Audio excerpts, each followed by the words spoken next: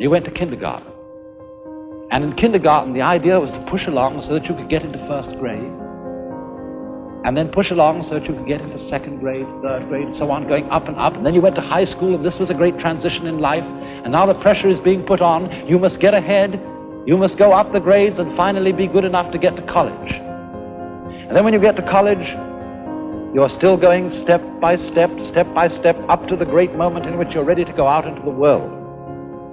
And then when you get out into this famous world comes the struggle for success in profession or business.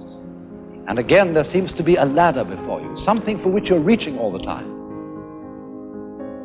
And then, suddenly, when you're about 40 or 45 years old in the middle of life, you wake up one day and say, huh? I've arrived.